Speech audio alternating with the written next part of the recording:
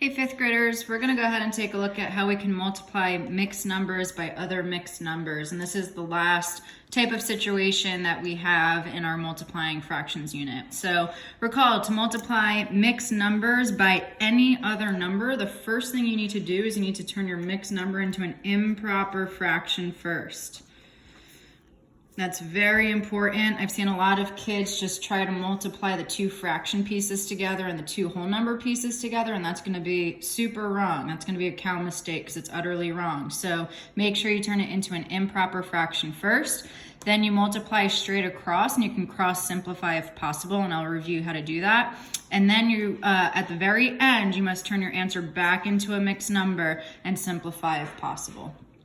So the blank up here, when multiplying mixed numbers by other mixed numbers, you must turn them both into improper fractions first. So again, using your times Z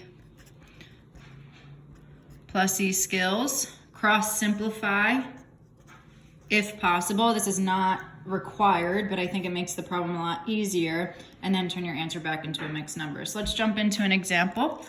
So the first thing I'm going to do is turn these into improper fractions. So 3 times 1 is 3 plus 1 is 4. So this is 4/3 times 8 plus 3 is 11/4. Now I could multiply straight across and then simplify my answer, but I'm actually seeing that I can cross simplify here. So if I look at the 4s that are diagonal from one another, I can divide both of those by 4 itself. So 4 divided by 4 is 1. That turns into a 1. And 4 divided by 4 is 1. So this is now 1 times 11, which is 11.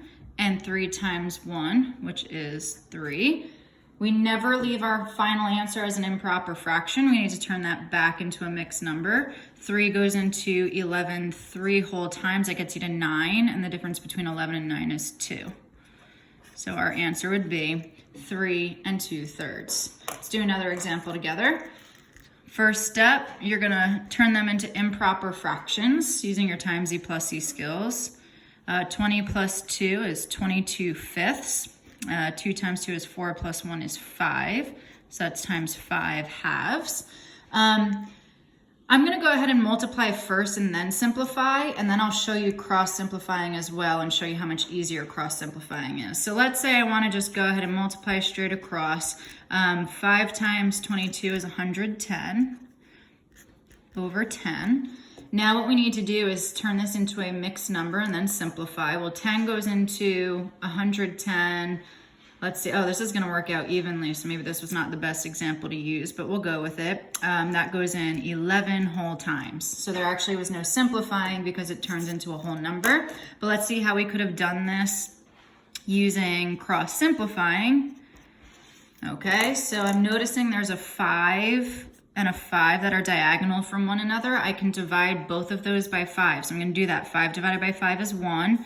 5 divided by 5 is 1. And now I'm going to look at the 2 and the 20. They both are even, so I can divide them by 2. 22 divided by 2 is 11. 2 divided by 2 is 1.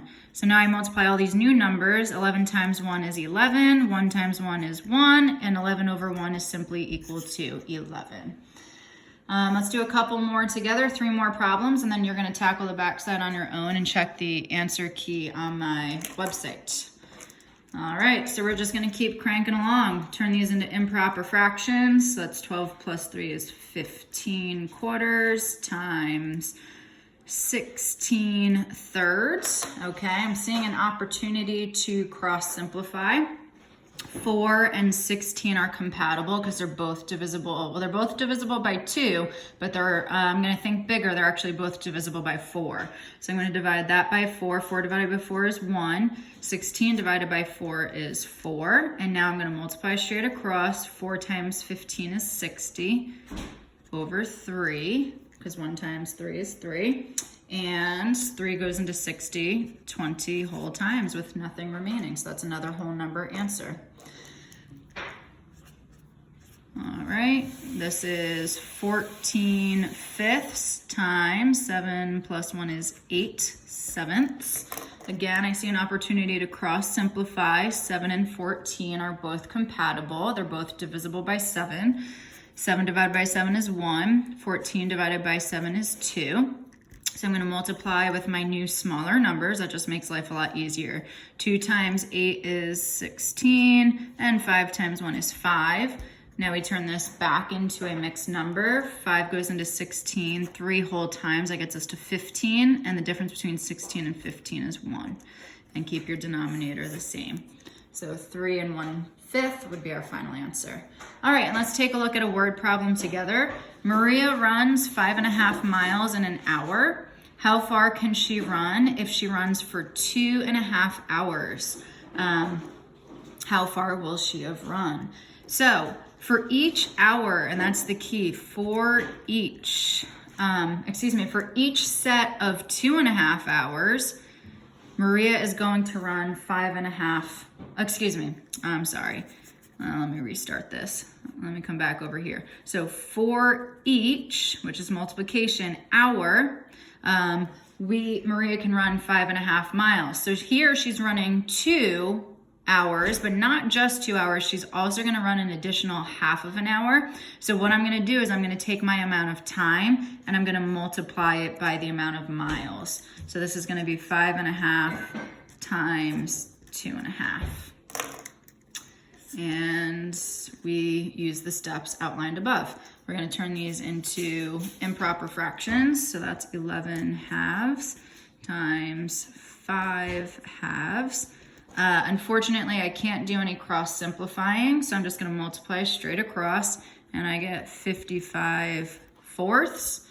And now we need to turn that back into a mixed number. If you can't figure out how many times 4 goes into 55, that's okay. You can use long division if you need it.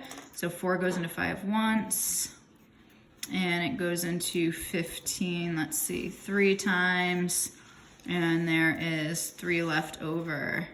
So our final answer is going to be she will run 13 3/4 miles in 2.5 hours. So go ahead and complete the backside on your own. Check my website for the answer key, and go ahead and shoot me a message, an email, or a comment on Google Classroom if you have any questions.